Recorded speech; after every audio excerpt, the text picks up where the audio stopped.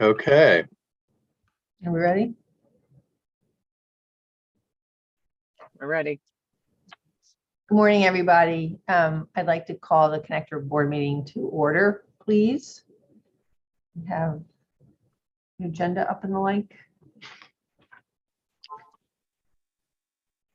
Do we? Yeah. Here we go. Thank you, Aaron. Right, here we go. So of course, the first order of business this morning is the approval of the minutes of the last meeting. Is there a motion to accept the minutes? So moved. Thank you, Dimitri. Is there a second, please? Second. Thank you. Is that Michael? Are there any changes to the revisions to the minutes? Okay, if not, here we go on the roll call. Kathy? Good morning, everyone. Okay, Martha, Yes. Michael, Michael, I think you may be on mute. Yep. Yes, I approve the minutes enthusiastically. Put that in Elaine. those minutes.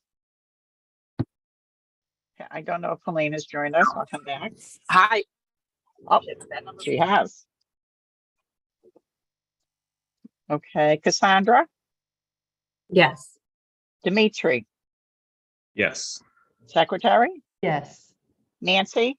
Good morning, Kathy, and yes. Good morning, Nancy. Matt Yes. and Rena. Yes. Great. Thank All you, right. everyone. The minutes are approved. All right, so with that, let me turn it over to Louis. All right, Good. Louis. Good morning, all, and I hope you've all had good summers. But our attention today turns squarely to the fall and to what is shaping up to be a high-value open enrollment for new applicants and members. The open enrollment shopping, of course, starts on November 1st and will run through January 23rd as usual. And thanks to a continuation and enhanced premium subsidies, this remains an exceptionally good time to get affordable health coverage through the Health Connector. We have a little over 7 weeks to go before shopping starts, but already so much work has been done that creates more opportunity and support for members and applicants. We created a program to securely manage data received from the Department of Revenue after a tax filer without coverage asks for details on Health Connector plans. More than 15,000 people have received mail through our simple sign-up program, as it's called, and we are looking forward to working with them to help them sign up for coverage. We have proactively reached out to nearly 6,000 people who qualify for a $0 premium but remain unenrolled through a new special enrollment period for people earning less than 150% of the federal poverty level. This week, we are completing our preliminary 2023 eligibility redetermination process and are very happy with the results. Last year, more than half of those redetermined were redetermined out of subsidy eligibility, much of that due to a now fixed issue in how the IRS read income in the system. But this year we are tracking toward only about 11% becoming ineligible for subsidies as a result of IRS data matching. And we are prepared to reach out to those people before and during open enrollment, encouraging them to make sure their account information is accurate. We know that many people who want to maintain their coverage or need new coverage prefer to seek out help with the process. And our customer service operation is now a year in its operation with our new customer service vendor and expanding methods of contact beyond our phone and walk-in services. Virtual and live agent chat was added in June, creating a new online platform for members and applicants to get specific information about issues they face. Members who interact with the call center can now receive email or text updates regarding their case or to receive information about payment, location of walk-in centers, or how to submit documentation, creating a new way to put important detail right in front of members in a manner that is useful to them. The interactive voice response, or IVR, payment experience was upgraded in June, allowing members to continue to call and hear status and balance updates for current accounts, and now also pay for both health and dental plans on one call, inputting their information only once. On the policy side, last month we learned that enhanced federal premium subsidies are here to stay for another 3 years, making sure that current members continue to receive up to hundreds of dollars a month in premium support, and that new applicants have the opportunity to find more affordable coverage than ever with those subsidies in place. Our seal of approval process is complete. We look forward to presenting it to you today. And it includes new savings for Connector Care members by eliminating member cost sharing for some medications treating chronic diseases like diabetes, hypertension, coronary artery disease, and asthma, and improving coverage and cost sharing for mental health and substance use disorder. These important seal of approval updates, along with helping members track carrier brand changes and geographic changes, will make healthcare more affordable and renewal easier for our members. Our mission at the Health Connector is to make healthcare as accessible and affordable as possible, and every person in our agency continues to focus on improvements towards that goal. The strides we have made getting ready for the upcoming open enrollment build on a very solid and functional foundation, and hopefully make health insurance more attainable to more people.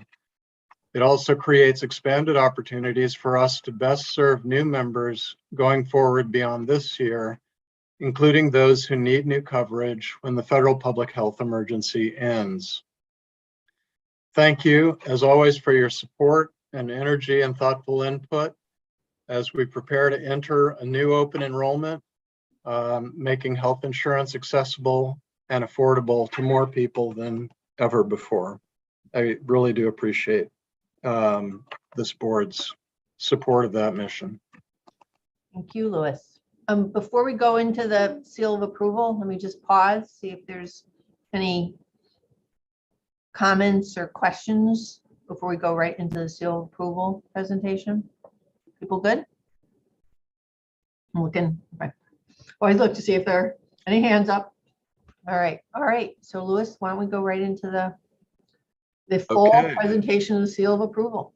Okay, and I think I'm handing off to Maria and Sam for this, and Edith. Yes, thank you, Louis, and good morning, members of the board. Today, we will share our recommendations for the final award of the seal of approval, which is the last of the 3 SOA presentations to the board each year before the open enrollment season begins. We'll review final premium rates, as well as proposed Connector Care program design parameters. An award of the final SOA today will authorize the health and dental plans presented within for sale effective at the start of the 2023 plan year. So unless any preliminary questions, I'll hand it over to Sam to begin with the rates and product shelf summary. Okay, thank you, Maria, and good morning. The proposed final 2023 qualified health and dental plan shelves will offer a range of plan designs, carriers, and premiums that seek to prioritize affordable and comprehensive coverage for members. The shelf features a proposed Connector Care program design that continues to offer affordable choice for enrollees below 300% of the federal poverty level, and a broad choice of carriers and plans for individuals above 300% FPL and for small group enrollees. In 2023, there are 8 medical carriers submitting a total of 45 non-group qualified health plans and 57 small group qualified health plans. Additionally, 2 dental carriers submitted 12 qualified dental plans for on-exchange sale. The average change to Health Connector premiums before aging between 2022 and 2023 is 7.6% for APTC and unsubsidized membership and 4.6% for the Connector Care-based silver plans. Members in dental plans will see a small premium decrease. The total merged market weighted average rate change is a 6.6% increase before aging and is inclusive of Health Connector plans. And these next few slides will recap a few points from the conditional seal of approval meeting in July. And this year's product shelf is mostly stable compared to plan year 2022. Standard plan offerings on platinum, high gold, high silver, and bronze metallic tiers represent the majority of plans offered on the non-group and small group product shelves. A non-standard low gold design within a prescribed AV range is also available on both shelves. And the small group shelf, and on the small group shelf, there are standard low HSA compatible plan design offerings, as well as standard gold and silver PPO plan designs. Notable changes to the 2023 product shelf include the plan mapping of 2022 Tufts Premier members to 2023 Harvard Pilgrim plans attributed to the .32 Health merger. Health New England will withdraw its Connector Care participation in Worcester County. Always Health Partners will be renamed Mass General Brigham Health Plan in 2023, and BMC Health Net Plan will be renamed WellSense Health Plan. Health Connector staff continue to work with carriers on communication plans to mitigate member confusion associated with these changes. And Connector Care plans in 2023 include zero cost sharing for certain medications associated with chronic conditions, in line with ongoing initiatives to improve value and quality in plan designs, as well as address areas of health inequities.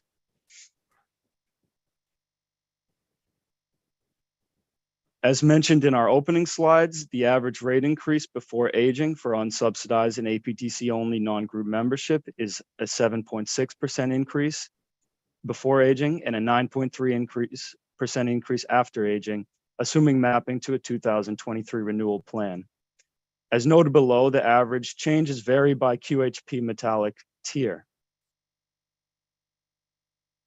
And we also illustrate the non-group premium changes by carrier in the next slide.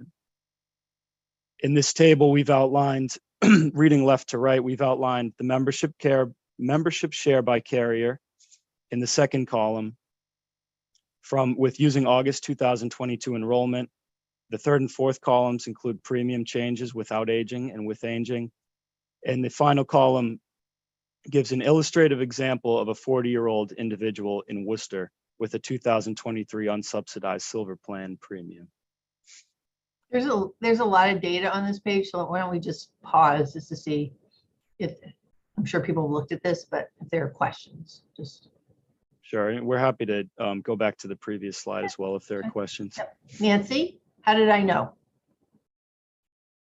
I don't know if that's an insult or a compliment. Oh, come on, Nancy. Of course it's I find it hard as someone who looks at the financial statements of the health plans to figure out, given how much money they're making, why our premiums are going up so much. I wonder if we have any insight into that. And I know it's been a complicated couple of years with utilization up and down, and Rena was very helpful on our board briefing and saying it's sort of hard to to predict based on past trends that have been volatile. But I would love to have any expert views on how to reconcile those two things.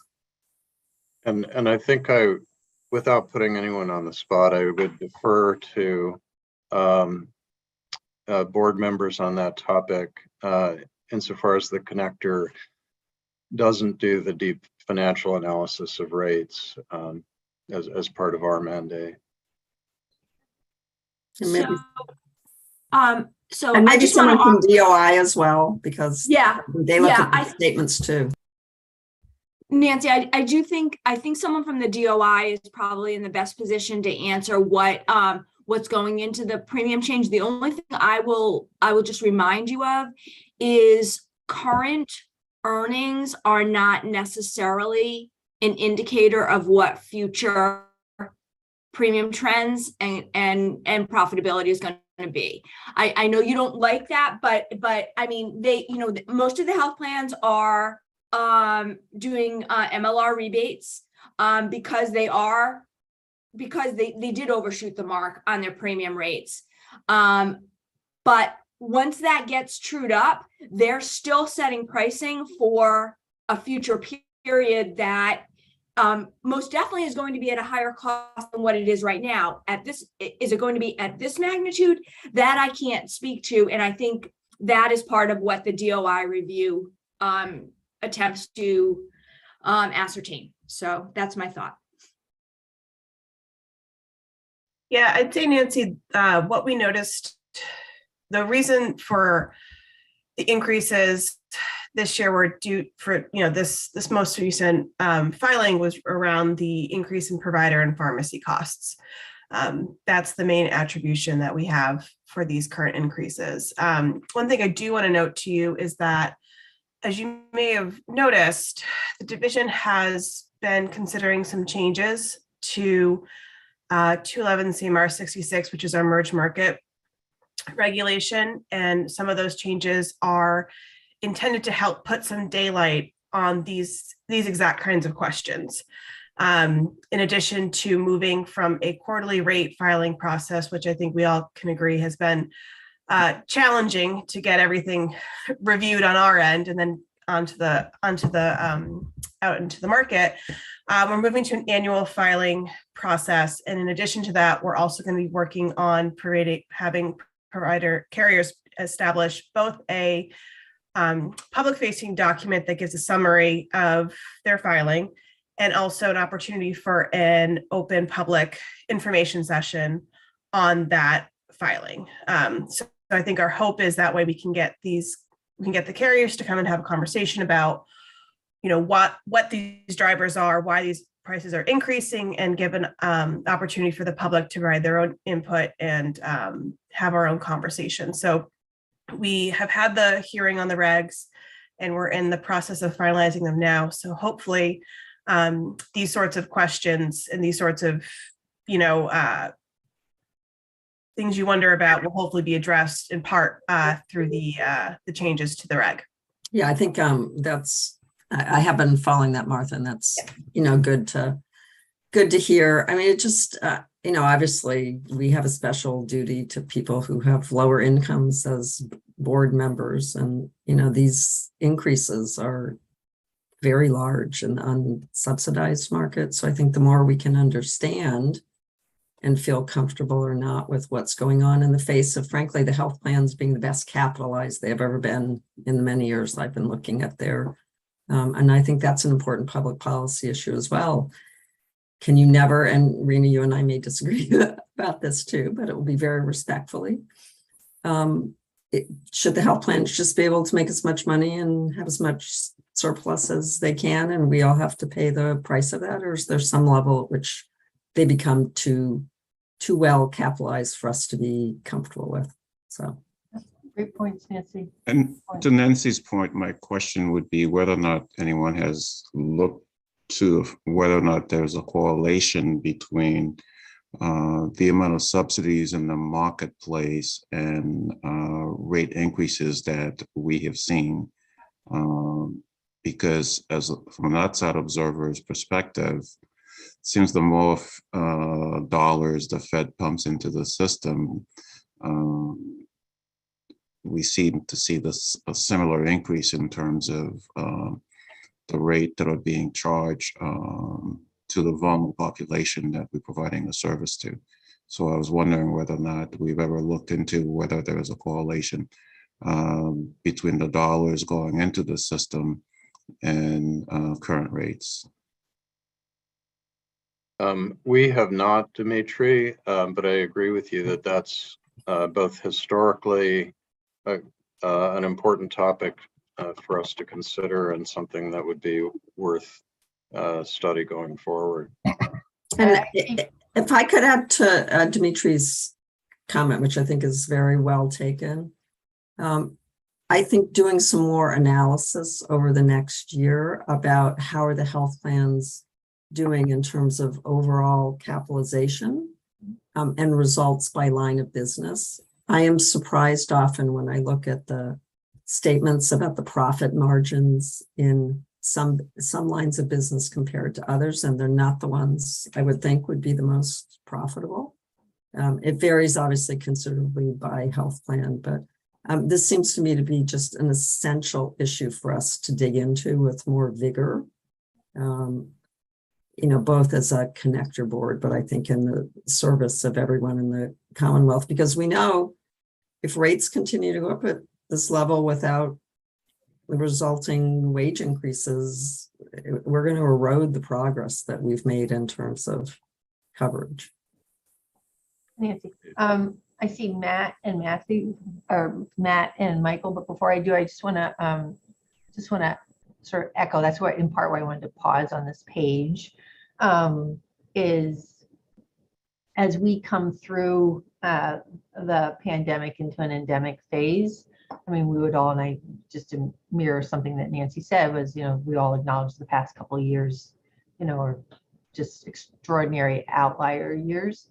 But as this sort of, I don't know what the word is, as we live with this endemic, it is really provides that opportunity to really take a look at the health plans and the capitalization and the increases on a go forward basis. As Nancy said, not just as a board member, but also just on behalf of individuals in the Commonwealth.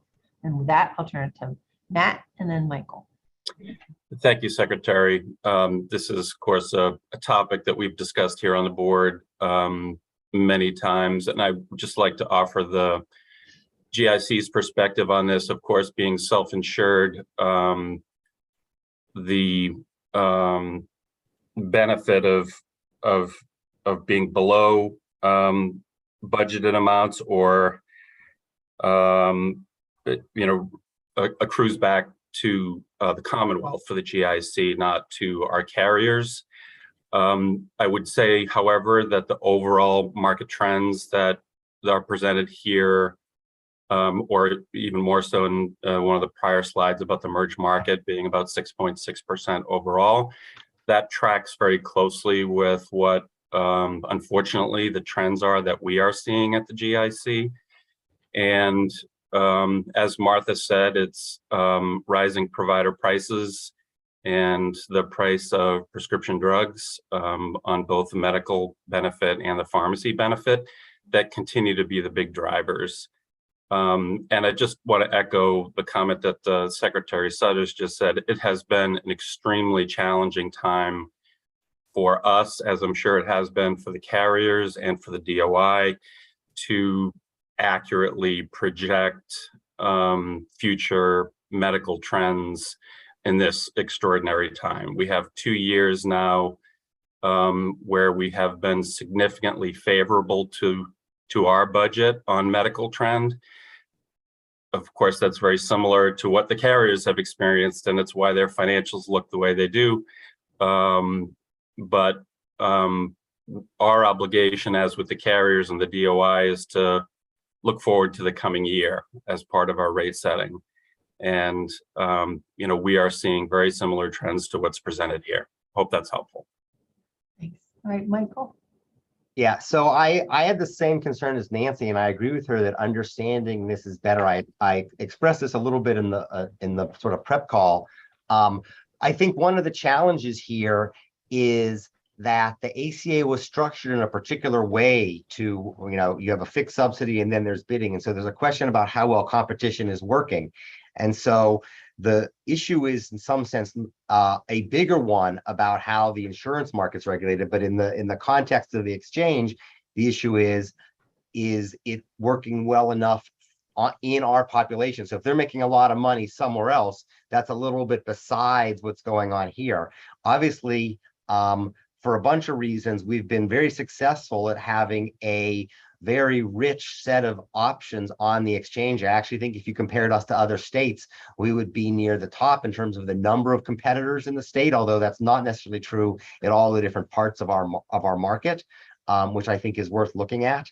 The concern about, and I don't think this is easy for the connector to get around, I think it is more of a DOI issue, is the concern is if you try and balance things such that it's not attractive to be on the exchange, we would have to worry about our product shelf in a range of ways. So there's a connection between the overall functioning of the healthcare system in Massachusetts and what happens on the exchange. But here, I think the core question is, do we believe, and I think if you look at some of the plans, the competition's working. I think if you look in some places, clearly, we seem to have some competitive behavior, and even in the ones where I think there's the most aggressive competitiveness, you see very high premium increases. So we worried in the past about that. And if some of the things like premium smoothing was impeding competition, and we've tried to address that in a bunch of ways. But I guess we'll see. I guess my broad comment is we have to worry not just about overall profitability of the carriers, but how attractive they find the connector, because we have to maintain the shelf. Because if we don't maintain the shelf, we can't maintain competition. If we don't maintain competition, this could end up being worse and we would have other problems. Rena? So I just want to make sure that everyone understands that Nancy and I respectfully disagree and have for decades at this point, which is absolutely fantastic. I am not trying to defend the carriers by any stretch of the imagination. I'm just trying to present some of the realities. And the next thing I want to say is another reality. We've just had 2 people who have reviewed the inputs into the rating process, Matt through the GIC and the DOI, comment on the drivers of the rate increases being provider payment rates and pharmacy. We cannot lose sight of the fact that the premium rates to some extent are just the result of the underlying cost of healthcare. So again, if we're looking for a solution, the solution can't just be to wave our hand and say, force the carriers to price to something differently. We have to understand what is driving the cost and address that. I 100% endorse that. Thank you, Rena. Thank you. All right. So Secretary of Subjects, can I make one more comment? Of course.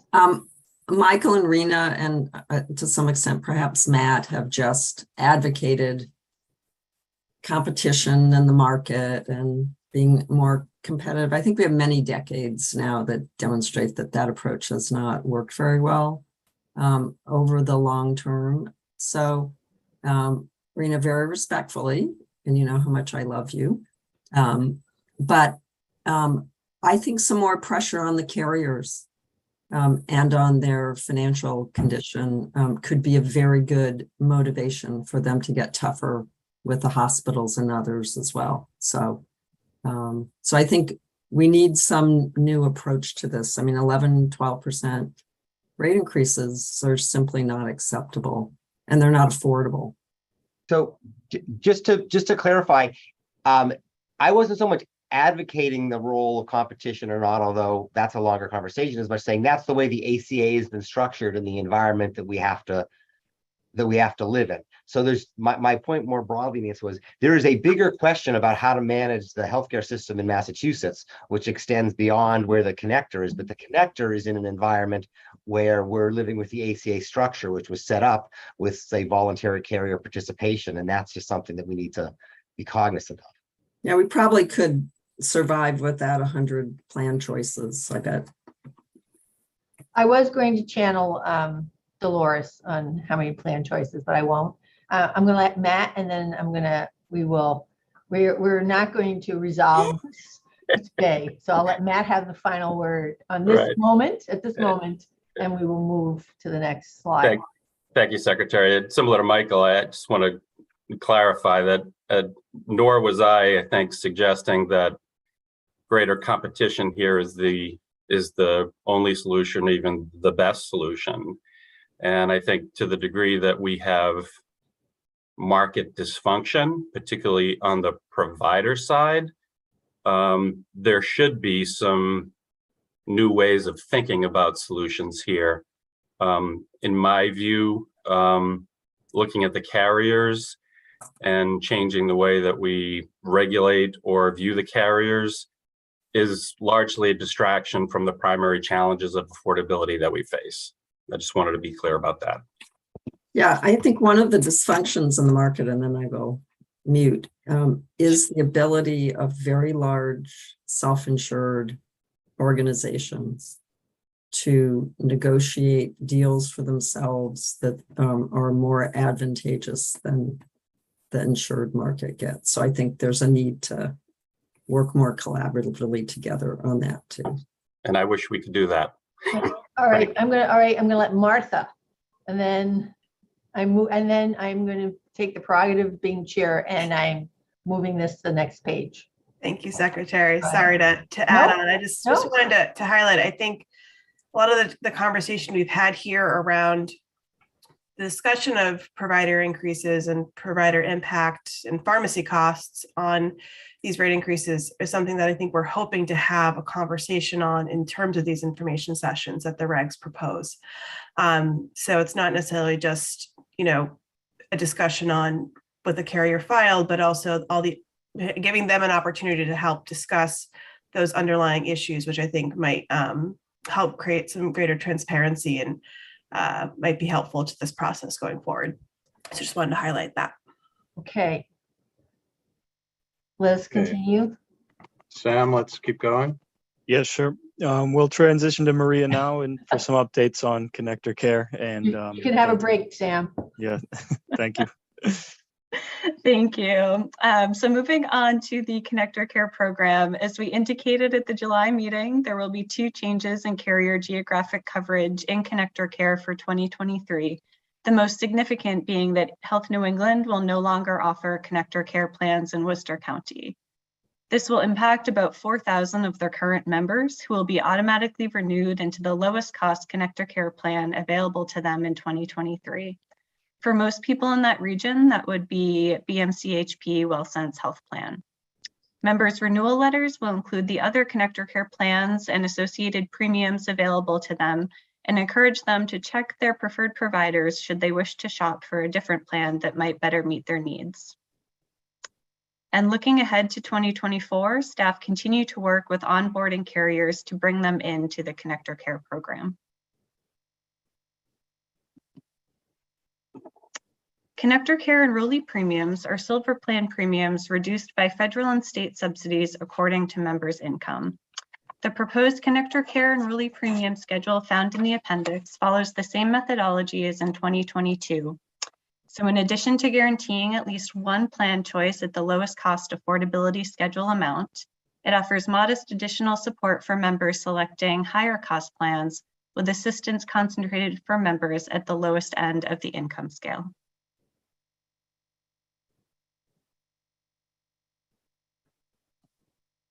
So unless any, Yeah, let's just, want to go back a page? yes. So let's just, any people good? Just want to, okay, sorry. No, thank you, Secretary. All right, so if no further questions on the Connector Care program, we'll just wrap up with dental, which is pretty short. On the dental side, there's no change to dental product shelf offerings. The same carriers will offer the same suite of plans for 2023. And on average, dental members will experience rate stability between years, though with underlying variation by carrier and market segment as displayed below. Okay.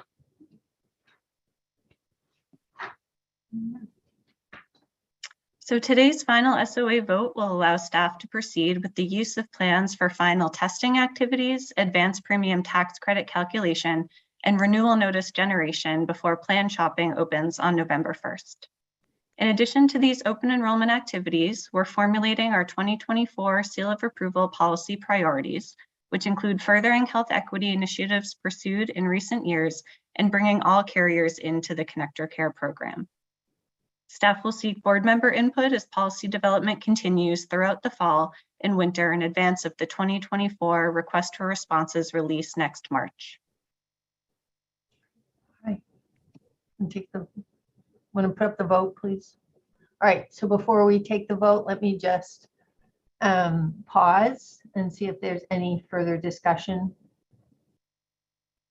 Nancy? Thank you. That was good briefing. I just wanted to go on the record as saying I don't think that it's good board practice for the board to get very detailed information half an hour before we have to vote on something.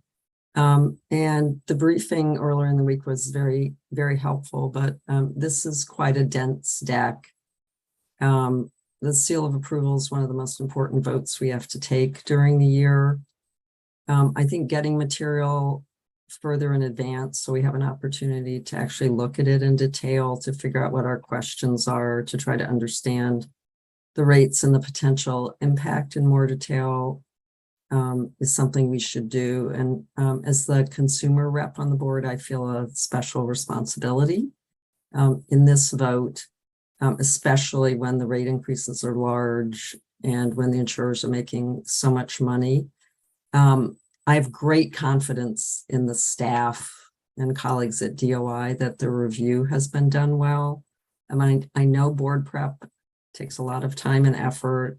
We already talked about that this has been a very hard couple of years, but I don't think it's a respectful practice to the board to give us decks half an hour before the meeting. That's not always how this board is operated. It's not how other boards that I'm on operate. I feel like this vote leaves me less well prepared than I would like to be before the vote. So I want to make that point and also ask if going forward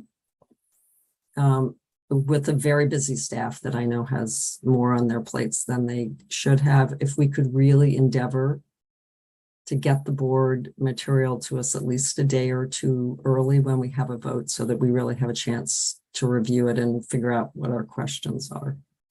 So noted, Nancy. I take entire responsibility and we will modify our practice accordingly. Louis, was there, I take the point, Nancy, because this is dense and this is one of our, is a core function of the board. And I'm sure the staff were trying to get everything in as strong a shape as possible to get it for folks. Yeah, and I say, again, I have enormous respect for the staff. I think you're all wonderful. So this is not intended to be a generalized criticism. It's more about good governance and good board participation. All right. Thanks for that, Nancy. All right.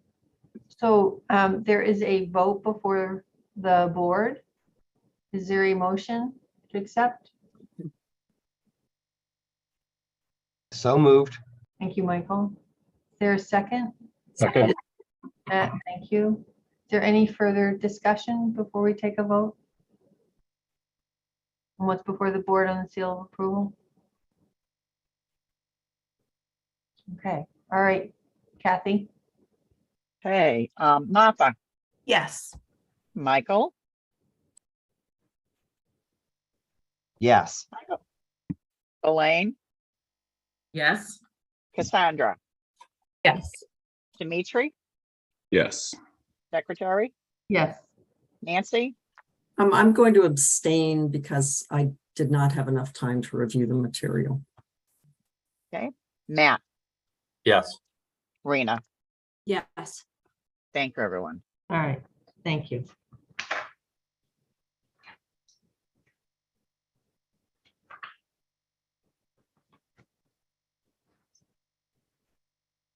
So I think for our next agenda topic, we're moving at the pleasure of the board chair to open enrollment readiness with Jason, Nelson, and Marissa.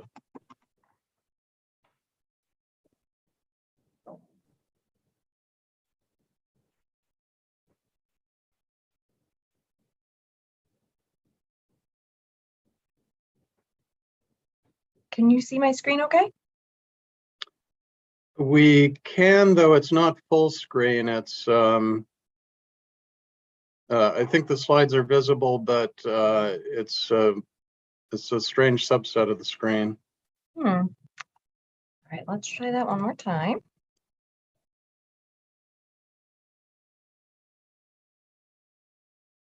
That seems better on my end. Does it look better for you? Yes. Great. Good morning, everyone. Today, Nelson, Jason, and I are here to share an update on our preparations for open enrollment for 2023 coverage, which will run from November 1st to January 23rd. During open enrollment, existing members will be able to change plans and new members can enroll for any reason. We have a few topics of special interest this open enrollment, including stability and premium subsidies provided by the recently passed Inflation Reduction Act, the ongoing impact of the federal public health emergency on enrollment patterns, and outreach and customer service supports for members and applicants. Although open enrollment doesn't start until November, we begin our preparations much earlier, starting with technical updates made to the online application at the end of July.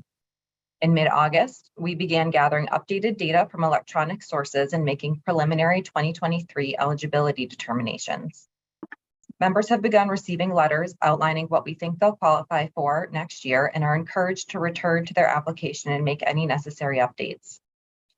In October, we'll use the latest information we have to notify members of their renewal plans, premiums, and subsidy amounts.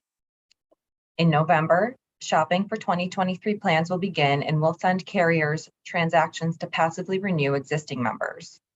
And then anyone looking for January coverage will need to pay their premium by December 23rd to effectuate that. So let me just pause there and see if there's any questions on our overall redeterminations and renewals process. I don't see any. Great. So in terms of expectations, we're assuming that this year's open enrollment will look relatively similar to last year's with high retention. We had 92% of our December enrollees staying on into January last year, but lower new enrollments. In large part, this is due to coverage protections in Mass Health associated with the ongoing federal public health emergency, or PHE, which we've discussed before. In prior years, many people would flow back and forth between our programs, especially during open enrollment. But since 2020, individuals who qualify for Mass Health have by and large not moved back out again. So in this chart, you can see that the pool of people in HICS who are eligible to enroll in a QHP at any given time has dropped substantially since the public health emergency began. So we're working with a smaller pool of potential members. We don't expect the PHE to end in October since we did not receive any notice from the U.S. Department of Health and Human Services in August, and they've made a strong public commitment to providing at least 60 days notice if they don't intend to renew the PHE. It's not ending in October. Right. So we'll be watching in mid-November to see if they give notice of a January end date. However, for our existing members and anyone enrolling in a QHP during 2023, we were very pleased that Congress renewed the premium subsidy enhancements that were initially implemented in 2021 and that were set to expire at the end of this year, as those will provide material support to our members in being able to keep their coverage next year. So again, let me pause here and see if there's any questions before I hand over to Nelson to talk about our operational plans. I think we're good. Okay, all right, well then over to you, Nelson. Thanks, Marissa, and good morning, everyone. Good morning, Nelson. I didn't see the slide advance on my side. There it goes. So regarding timeline and hours, as Louis mentioned earlier, the open enrollment dates will remain the same as prior years from November 1st through January 23rd. And DOI will be issuing a bulletin to indicate that the same dates apply to any non-group plans offered directly by carriers. On the contact center side, this table shows our hours of operation for open enrollment, including extended weekday and weekend hours around the key deadlines in December and January. I'll pause there for any questions before we go to the next slide.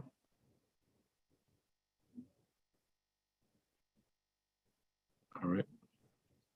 I'll be interested in accessibility, language, and interpreters when you get to there. So I can touch on that now. So we will continue to have the same support. So we are staffing towards having agents who are bilingual in English and Spanish, in addition to our normal hiring. And for any other language support, we leverage the language line.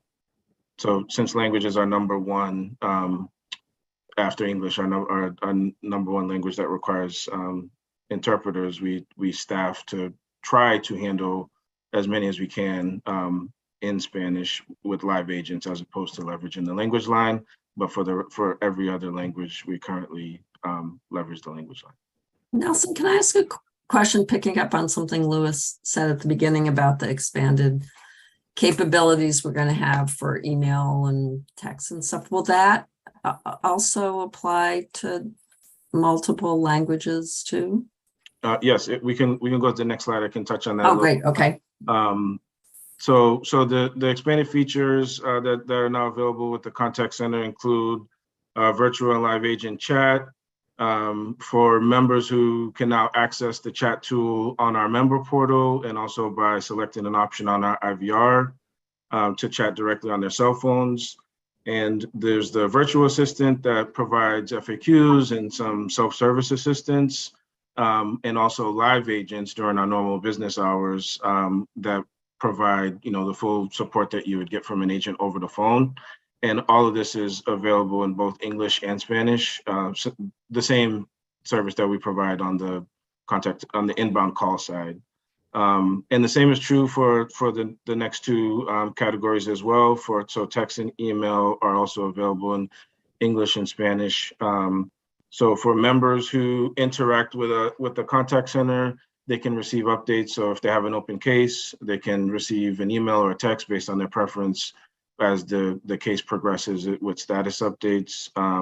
And for certain types of calls, we can provide text or emails with supplemental information that may help the customer, like how to make a payment, information about RFI documentation that's needed, where to find walk-in centers if that's your preferred way to get help. And this is all so exciting.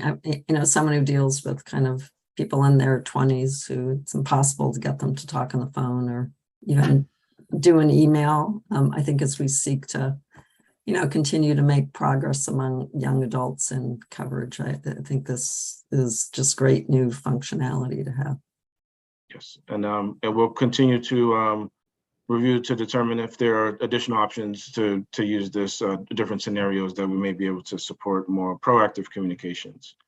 And then on the IVR side, also available in English and Spanish, members, in addition to the initial implementation where we had the ability for individuals to hear status and balance, we now have that option available for both current and future plans, which will be important during open enrollment, where members maybe have a current 2022 plan and shop for a future 2023 plan. So they'll be able to hear status and balance for multiple plans. And then on the payment side in the IVR, individuals are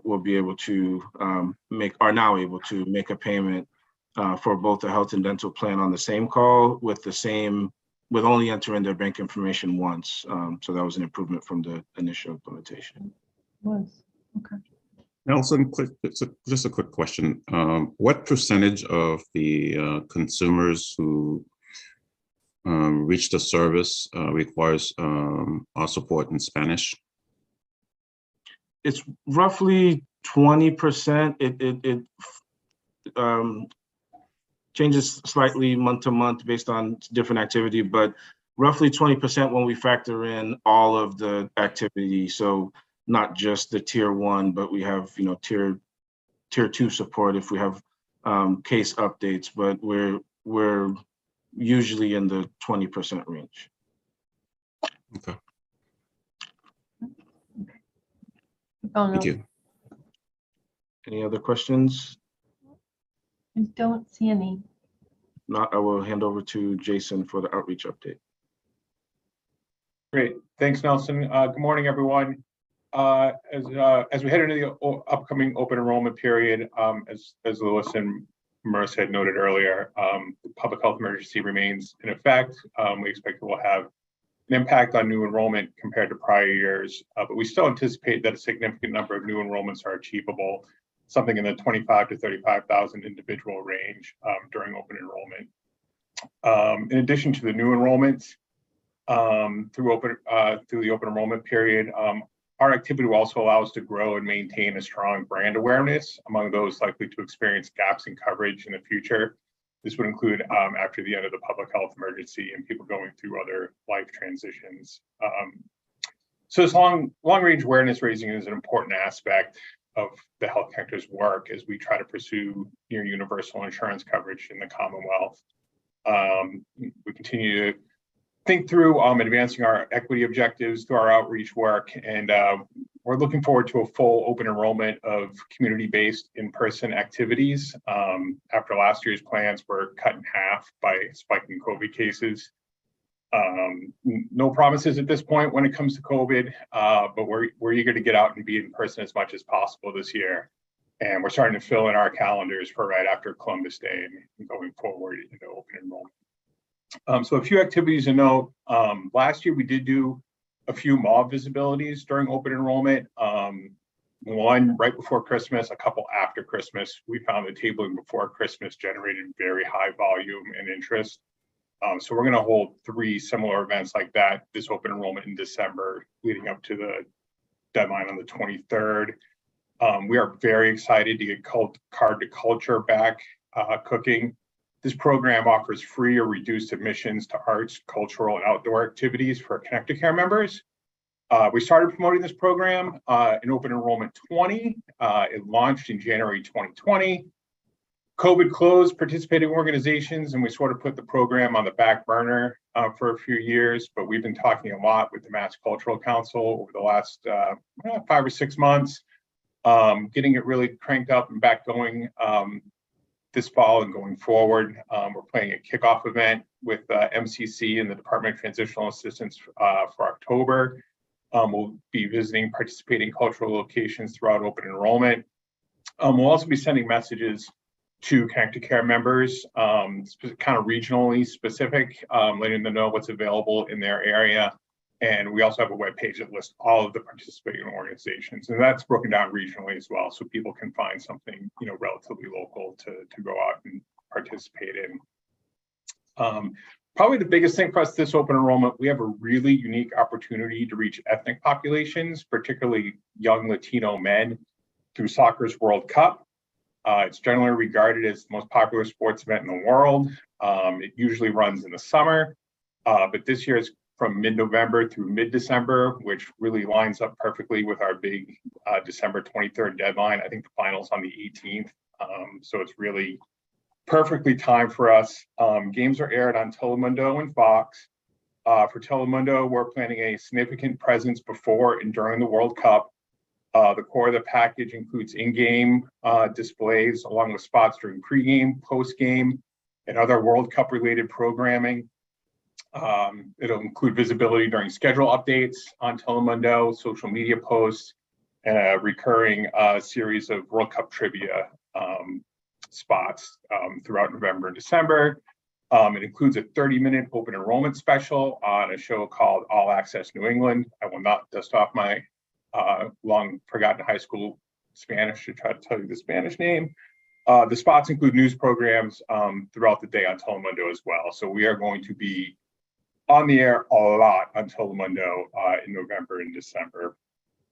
For Fox Sports, spots will appear during World Cup Today shows and during group play games featuring Mexico, Brazil, Portugal, and some other countries. Spots will also air during the round of 16 and the final, including the pregame show before the final. The partnership with Fox also includes a takeover of the Fox 25 homepage for one day and other digital web ads throughout the World Cup in video embedded in news stories that stream on the station's website. Along with all that, we're also going to be sponsoring or participating in watch parties in communities throughout the state during games. A lot of the games are in the morning. So right now the working theme is goals and cinnamon rolls to try to get people to come up, get together, watch some games, and enjoy some breakfast probably. Some of these games start at 5 a.m. I'm not sure what we do with those, but there are a lot of eating a lot. So that's sort of the rundown on sort of the outreach activities that we're planning for this fall in open enrollment. If anyone has any questions, I'm happy to answer. If not, we can go to the next slide. Any questions? No, it all sounds great. Yeah. Jason, other than the comment I put in the chat that a lot of women like the World Cup too. Yeah, this will be an opportunity for us to reach more eyeball with Tillman. We will reach more people through this World Cup than I think any other marketing opportunity we've taken advantage of. And I don't think it'll be even close. All right. Thank you. We're good. Great. Thanks, Marissa. So our messaging for this open enrollment will focus on our core points of being the one place where uninsured residents can get help paying for their health insurance and be able to get quality coverage that provides the financial and health benefits they deserve. We've had a number of conversations where there's other state-based exchanges, and everyone seems to be kind of getting back to those fundamental islands for this open enrollment. Along with the special World Cup activities, we'll be pursuing paid marketing through our usual channels, including ethnic digital, TV, and radio. Partnerships, as usual, include helpline opportunities on TV and radio. It gives viewers and listeners the opportunity to call in and get connected to help, a lot of times with navigators. The TV helplines on Telemundo and Univision also include a good deal of upfront awareness, promotion in advance of the event. So that'll help our overall visibility on those stations as we get up to those events. We typically do one in sort of the first week of December and then the first week of January on the TV side to make sure we're hitting both of the deadlines. And then on earned media, we'll continue to take every opportunity we can, obviously, to talk about open enrollment through any outlet that's willing to have us. And we do so in multiple languages. A lot of times our navigators will hop on the phone and do a radio interview. They do a great job talking about open enrollment and their availability, and they can do it in a variety of languages. I think predominantly Spanish, Portuguese, and Haitian Creole is where our navigators do the most on that. That's sort of where we're at on the media side. Any questions? Have to take them. If not, let's talk about navigators. All right, so this spring we completed our selection process for navigators through June 2024, continuing our 2-year cycle for our navigator organizations. We expect to have more than 120 people who will be trained and ready to serve as navigators this fall.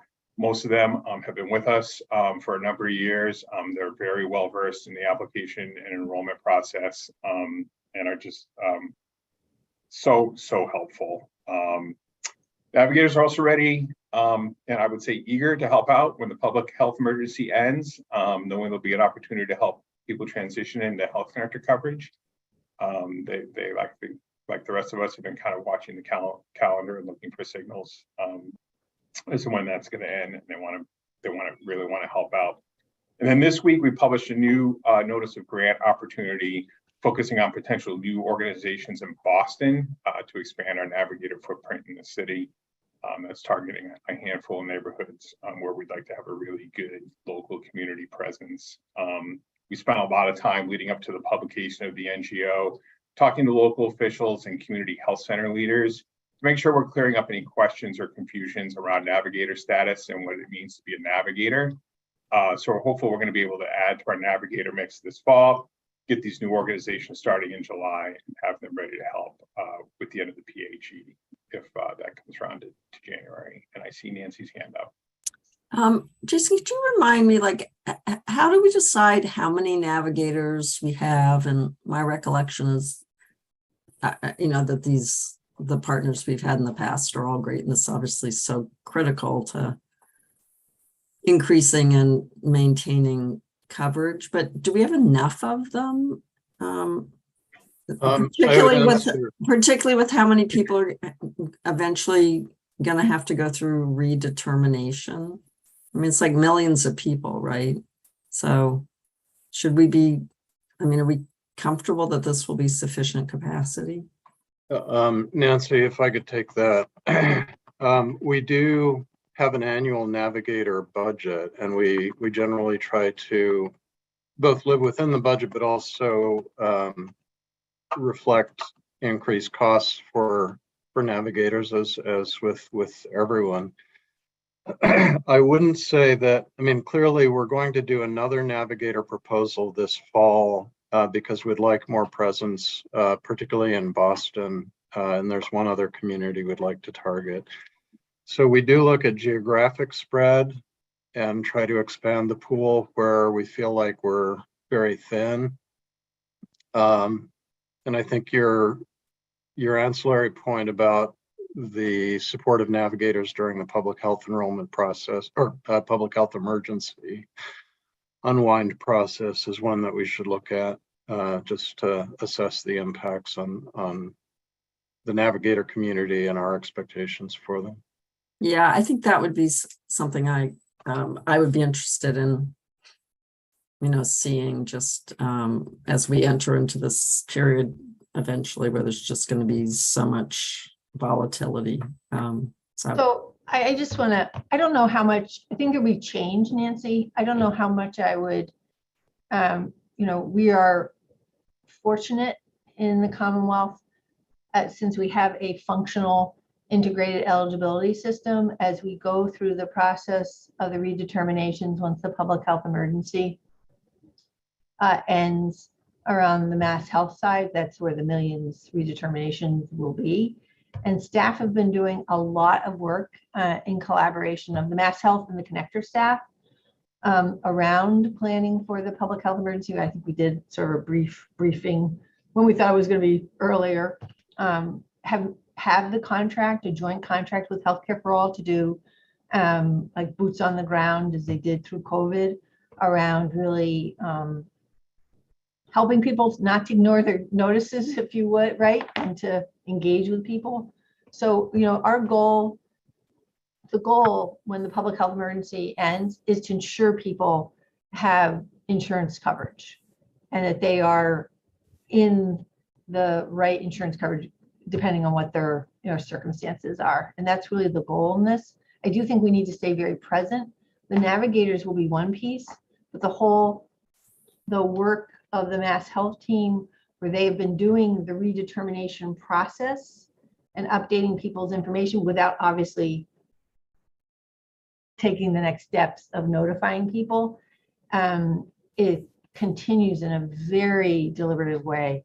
I do think, and I just put on all of our plates that in December, or after November, when we hear what the date is, I think it would be good at the very next board meeting of the connector. I'm sorry, it's a little long-winded, right? To sort of walk through what the plans have been and the updates to those to ensure that we are very focused in the Commonwealth that people have insurance. And our goal is to make sure people, if they're redetermined eligible for Medicaid, they stay on Medicaid. If they're, eligible for the connector, they move through the eligibility process into the connector and whatever. So yeah, I mean, of course, navigators are only one part of that's this right. ecosystem and assisters and many things too. And I hear and completely believe and support the commitment to getting as many people coverage and maintaining coverage. But we know that personal connection with somebody who you know and trust is a really important part of that. So I would just ask, as a board member, that we take a look in light of the redeterminations, the rate increases we just looked at, some of the plan choices, just look once again, are we going to have sufficient community capacity for this really important work? Yep, good point. Right, Matt?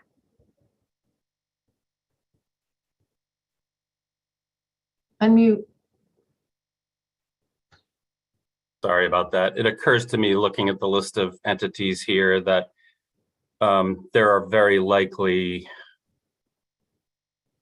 additional activities that are happening by that are along the same lines by other similar organizations, irrespective of whether they are sort of actually receive navigator assistance from the connector. So for instance, I sit on the board of North Shore Community Health Center, another FQHC. Many of these, of course, are FQHCs, and I'm certain that they are doing a lot of the same activities that you do here. So I think there is very likely a lot of work going on here to support the outreach and education efforts, and it aligned with the work that the connector is doing, which I see as encouraging. So there's likely sort of a ripple effect here.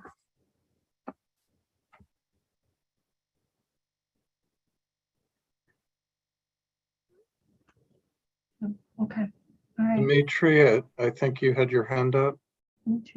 I think Matt has touched on the point I was going to make. And as I look at the coverage in Boston, which seems very light, a lot of the FQHCs are doing a lot of heavy lifting in that area. And as we look to fund navigators, I just want to make sure that we're not excluding organizations that are already doing the work that are short-staffed to begin with.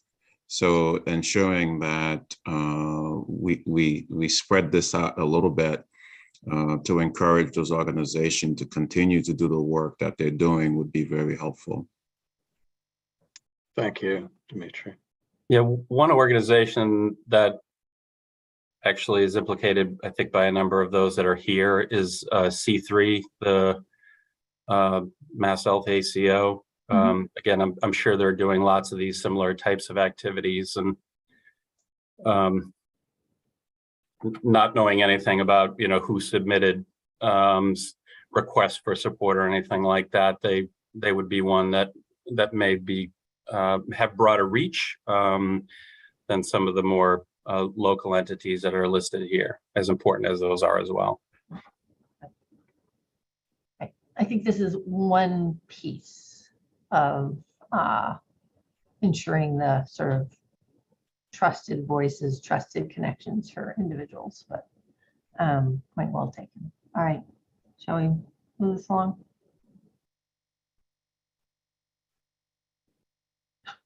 Next steps, okay. Jason, did you have anything else on that slide or no? No, I'm all set. It's all you, Marissa. Great. So over the next several months, our focus will be on helping members and applicants through the activities on the timeline that I walked through earlier. We'll be supporting members in updating their applications, reviewing their plan options for 2023, and paying their premiums.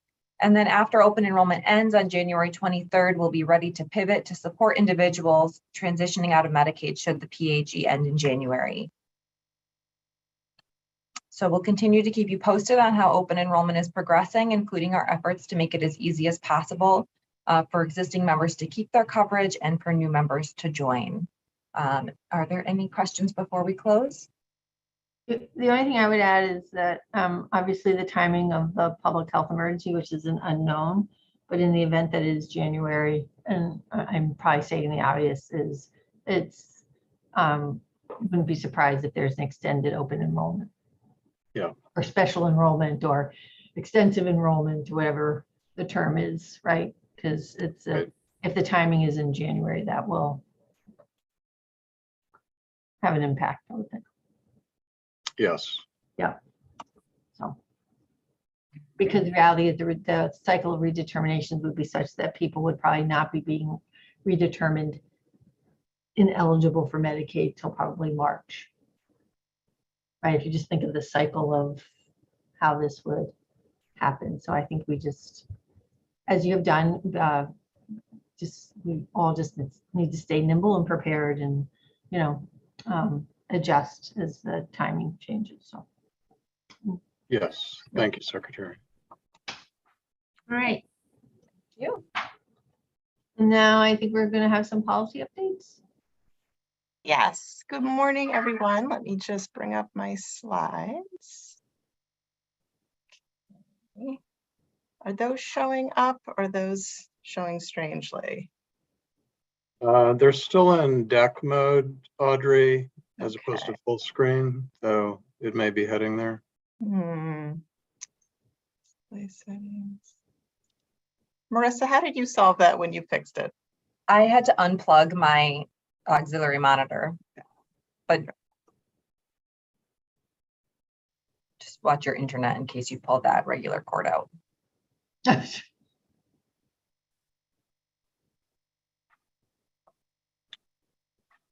Audrey, this is Maria. I have it up. I'm happy to share in advance for you. That would be great, Maria, if you could.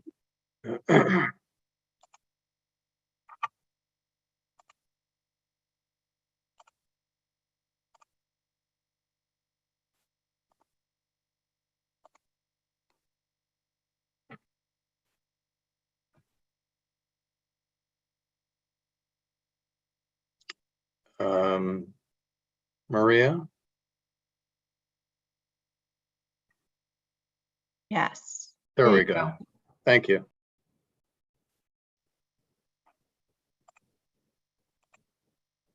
Oh, did we lose Audrey? Yeah, I think Audrey might have unplugged the wrong Plug.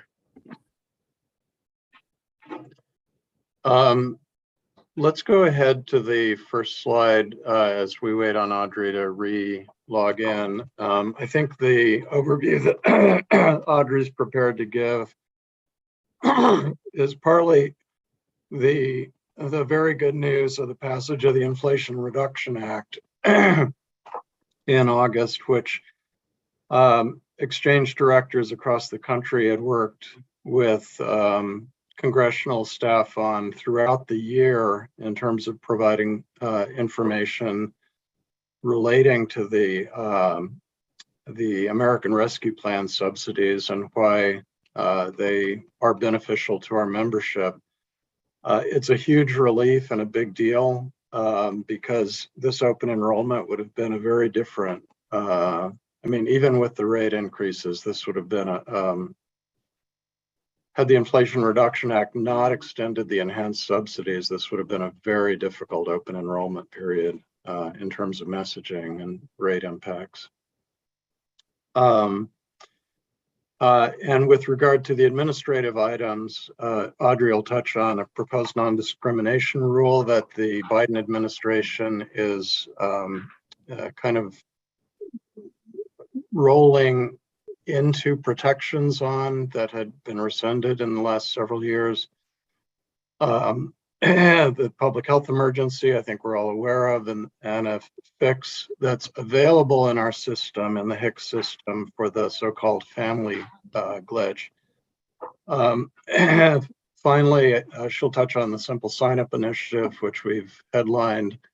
And there's a lawsuit in Texas with a ruling yesterday that is actually important for the board to be aware of. And I see Audrey's note that she's back. There she is. So Audrey, I'll Okay, pass you obviously pass unplugged on the wrong plug. The Yeah. wrong plug was unplugged. I am so sorry. Thank you, Louis, for carrying me there. Yeah, so I think we've covered the summary level, but Audrey, take away the detail. Perfect. And I think Maria is now projecting my slides. So thank you, Maria. And if we could go to the next slide. Perfect. Okay, great. Thank you. And again, apologies for the technical glitch. So as the connector staff and the board, I know, had been waiting with bated breath to see whether Congress would in fact take action to extend the enhanced ACA premium tax credits that were bolstered by the American Rescue Plan last year. Wanted to update the board again that, of course, we were working closely with state-based marketplaces and others around the country to provide data to federal agencies and other decision makers about the impact of that extension, as well as what the effects might be had that expiration that were slated to occur at the end of this year occurred. The enhancement of these subsidies had provided over the last 2 years significant savings to the majority of Health Connector members, as well as to the state. So their pending expiration would have posed significant challenges to members and, of course, our overall approach to the upcoming open enrollment period. Specifically, we would have expected somewhere on the order of about 200,000 Health Connector members to have faced premium increases above and beyond those of medical premium trend that we discussed in the seal of approval presentation, had they not been extended. The Inflation Reduction Act was, of course, signed into law by President Biden on August 16th, and it does, in fact, extend those enhanced premium subsidies for 3 additional years, running through calendar year 2025, bringing additional hundreds of millions of dollars into the state over the coming years for the purpose of healthcare cost reduction for residents. The savings vary by program type, as you can see, but the most stark is for individuals over 400% of the federal poverty level who had never qualified for premium tax credits before, And this is particularly the case for residents who are over 55 or so and live in higher cost regions of the state. As you can see here, these individuals will save on average over $200 a month. We're excited about what this means for our members and their ability to maintain and gain coverage and help minimize the trade-offs that members need to make between rising healthcare costs and other essentials during times when many have strained household budgets. So the fact that they've been extended not only allows for continued relief and heightened affordability for our existing and renewing members today, but also helps ensure that when the federal public health emergency does end, we have the most affordable possible landing place for those individuals who may lose Medicaid eligibility and come over to the Health Connector. Next slide, please. Okay. As we reported to the board earlier this summer, a recently proposed rule from IRS and Treasury seeks to address a longstanding issue in the ACA, where an existing rules about who can qualify for an ACA premium tax credit only look at the cost of somebody's self-only offer of employer-sponsored coverage to determine if they should qualify for a premium tax credit as opposed to the cost of covering the whole family. This has had the effect of blocking some families or portions of families out of subsidy eligibility, even when the cost of family coverage would exceed the ACA's affordability threshold of 9.5% of household income. As a brief reminder, estimates from the Urban Institute suggest that roughly 44,000 Massachusetts residents could be affected by this change. Upon issuance of the proposed rule, we began work with the Hicks team and Optum on an implementation pathway so that we'd be prepared as soon as the rule was finalized to make available the new approach. The system change itself was included in a Hicks release over the summer, but is currently turned off awaiting finalization of the rule, which we expect this fall, ideally in time for open enrollment activity. We will work to ensure that Massachusetts families that might newly benefit are made aware of the change so that we can maximize the utility here in the Commonwealth. So can we just pause? Sure. Like this is just, I mean, how long have we heard about the family glitch? 12 years or so, I would say. Yeah. But who's counting? There is progress. There is progress. Yes, eventually patience leads to change, I guess. Oh my God. Exactly. So it's just a pause to like progress. Keep going. I completely agree. It's worth Applause. celebrating. All right. So next slide, please, Maria. Thank you so much. As the board may recall, Section 1557 of the Affordable Care Act governs federally required non-discrimination protections in many facets of the healthcare coverage and delivery system. Specifically, Section 1557 prohibits discrimination on the basis of race, color, national origin, sex, age, and disability, and its requirements apply to every healthcare program or entity that receives funding from the federal government, including state-based marketplaces like the Health Connector and QHP issuers like those we work with, and many, many, many others. You may also recall that a 2020 rule issued by the prior federal administration had significantly curtailed the scope of those protections, specifically as they related to LGBTQ+ populations and populations with limited English proficiencies, but the curtailments were widespread. HHS has newly issued a newly revised rule that seeks to reverse the 2020 curtailments and further expand their interpretation of Section 1557, including clarifications that indicate that non-discrimination protections apply to areas like clinical algorithms, benefit design, and telehealth. You may recall from prior board meetings that non-discrimination as it relates to benefit and formulary designs, as well as general language supports and other non-discrimination protections, are an area of growing focus for Health Connector staff, particularly as it relates to the Health Connector's health equity work. Staff are still reviewing this rule specifically in terms of impacts to specific Health Connector requirements that may be new, and stand ready to implement and support the protections enumerated in the new rule and continue to uphold non-discrimination as an overarching policy and program goal. Next slide, please. I won't spend much time here. We touched on it earlier, but again, not assuming the end of the public health emergency will be in October. So we're continuing to work with Mass Health and Healthcare for All and many other partners with an assumed end date of January. We'll have to see what happens, but just want to note for the board that the work is ongoing and we're using additional time to continue to prepare. For example, doing focus groups recently to test messages and make sure that the messages we'll be putting out collectively make sense to the populations that we'll be needing to reach at that time. Next slide. Okay. Next, we wanted to flag for the board's awareness a lawsuit in a federal court in Texas that may have significant implications nationally and may require careful consideration and response by policymakers in Massachusetts, depending on the direction it takes. The case is called Kelly versus Becerra. The lawsuit challenges the Affordable Care Act's preventive services requirement, which require carriers and plans in the commercial market to cover an extensive range of preventive care with no cost sharing, including over 75 specific discrete services as identified by the U.S. Preventive Service Task Force. The judge in this case, who is the same judge who struck down the ACA in its entirety in 2018, which was later overturned by the Supreme Court, issued a ruling yesterday, so you may have already seen some initial headlines. The thrust of the ruling, which we're still reviewing, is that the judge found that the preventive services requirements required by the U.S. Preventive Service Task Force, he found them to be unlawful because of his determination that the task force members themselves were not lawfully appointed. Other ACA required preventive services like autism and vision screenings and well baby visits were not determined to be unlawful because they are determined by other federal agencies. The judge found that the requirement to cover PrEP, a drug that prevents transmission of HIV, was unlawful because it violated the plaintiff employer's religious freedom. The judge has not yet ruled on whether he will seek to enforce his ruling nationwide, and additional proceedings on this initial ruling.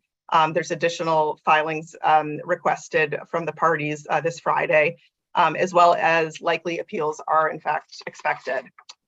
For Massachusetts purposes, while Massachusetts has some state laws and requirements on the books that require particular preventive services to be covered at zero cost sharing, for example, contraceptives, mammograms, and select other services, they represent a much narrower subset of covered benefits at $0 than those required by the Affordable Care Act, creating potential exposure depending on the eventual outcome of this case.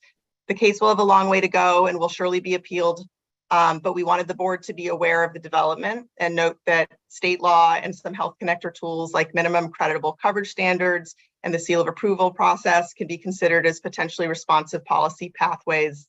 And there are no prohibitions on states taking such actions to adopt their own requirements about preventive services at zero cost sharing. Audrey, did the case, the PrEP, so PrEP was specifically challenged? Did they go to the issue of contraception as a preventive benefit too? Because I would seem if you were going to be consistent, there could be the same ruling there. Right, yeah. Well, the plaintiffs did challenge PrEP and contraceptives on the grounds that it violated their religious beliefs. And I know the judge ruled against the PrEP requirements, specifically in the case of these particular plaintiffs. The contraceptive one was not struck down, I think, again, because of the nature of how it was designated by the federal government, but I would welcome any thoughts from, I know I've got Mike Cannella from our legal team, if he has any distinctions he might want to share. But I know that all of the kind of services called out in the lawsuit, we'll have to see what happens in terms of the additional proceedings. But PrEP was the decisive ruling yesterday.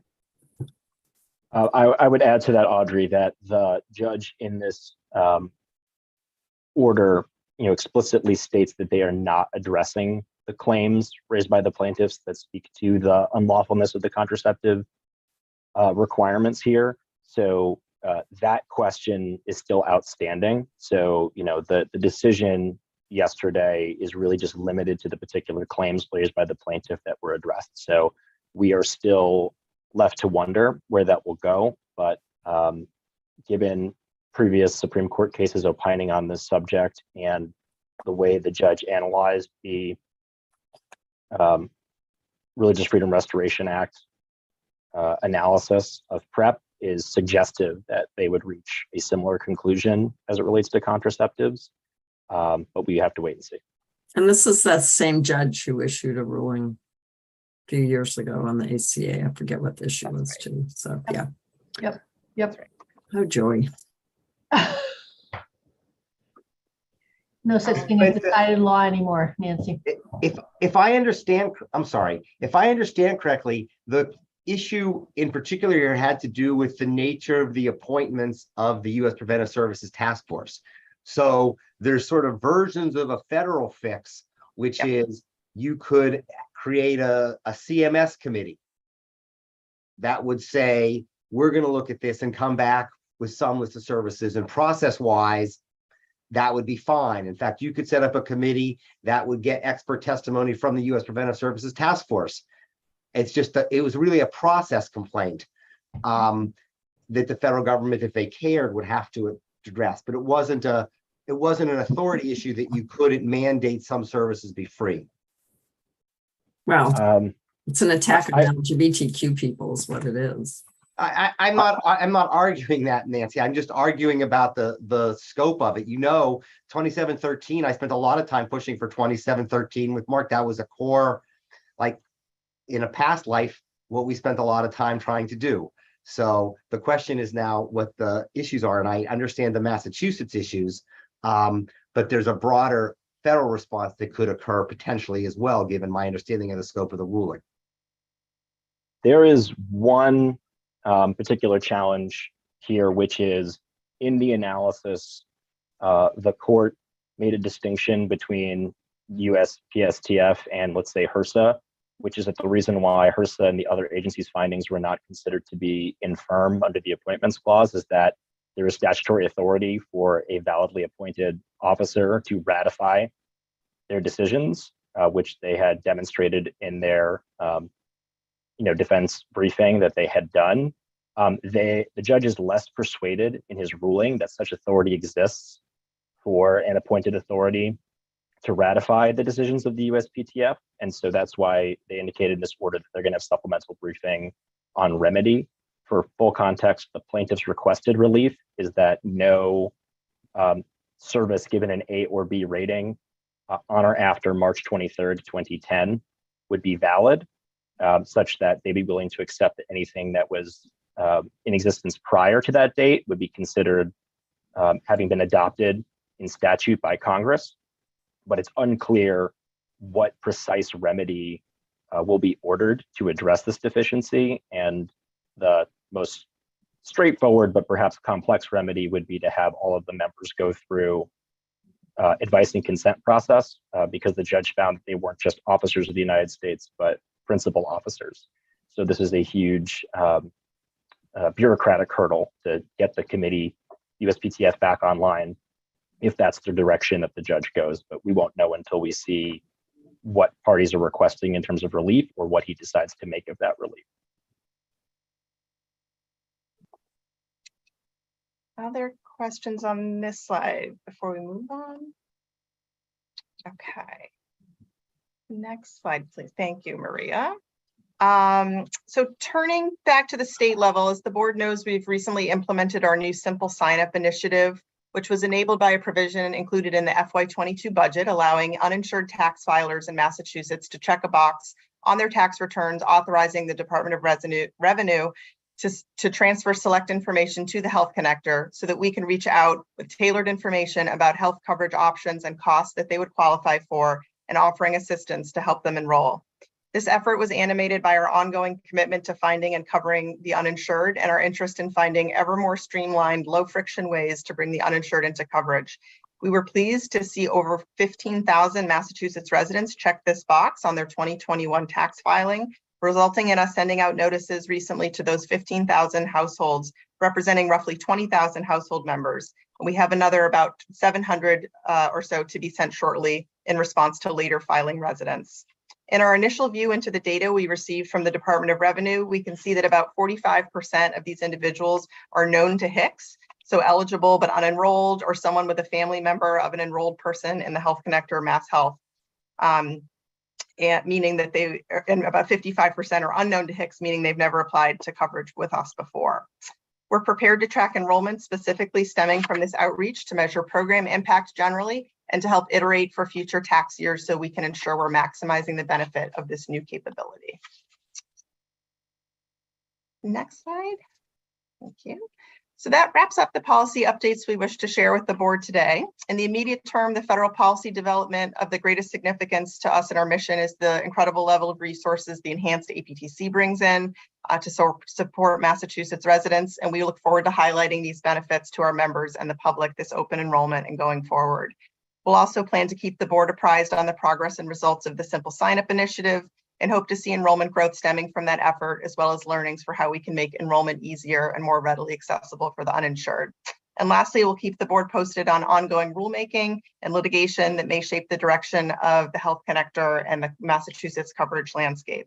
So with that, I will close and open it up to any questions. And again, thank everyone for their understanding with the technical issues at the outset there. All right, let me just, Nancy? Do we have any sense what the timeline for the Texas, further things with the Texas case will be? So Mike, feel free to jump in. My understanding is that the judge requested responses from the parties to the litigation on Friday about what the remedies should be, et cetera, as Mike noted. So then presumably the judge will spend some time reviewing those responses and then issue further guidance about how his ruling should be interpreted. Mike, is there anything you would add to that? No, I think that's entirely accurate. At which point we can take whatever the decision is and review it and report back when that happens. It could also be the case that you get some of the decisions in a piecemeal fashion, as was done here, so they could resolve the relief questions specific to the findings of law here in an earlier ruling. Then it would be to say resolve the legal questions that remain outstanding and relief for those legal questions. So this could be a multi-iterative process where we're just getting those pieces over the next few months.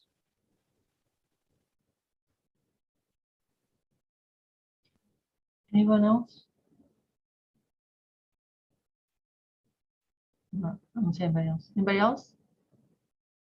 Is there any other business before the board? Oh, there goes the PowerPoint. Madam Chair, I just want to thank Louis and the staff for always keeping such a close eye on all these policy developments. I think they're enormously helpful for us as a board to keep a close eye on because they directly impact the work that we do and those who enroll through the connector. It's also just helpful for me at the GIC because a number of these things do also implicate some of the decisions that we make. So just kudos and thank you to the team. Thank you, Matt. Thank you. Anyone else? All right.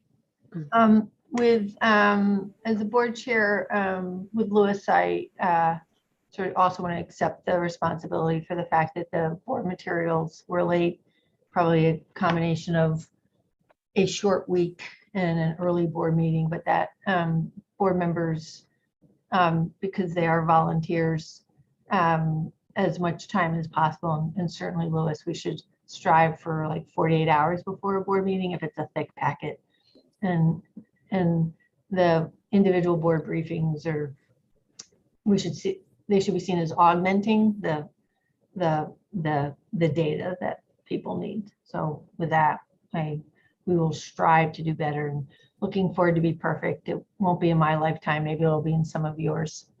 So with that, we'll adjourn the meeting, and I guess I need a motion to adjourn. I think I heard somebody. Is there a second? Second. All right. All right, Kathy. Okay. Martha, Yes. Michael, Yes. Elaine. Elaine? Yes. Okay, thank you. Cassandra, Yes. Dimitri, Yes. Secretary, Yes. Nancy, Yes. Matt, Yes. Rena. Yes. Thank you. All right. Be well, everybody. Take care. Get your boosters if you haven't.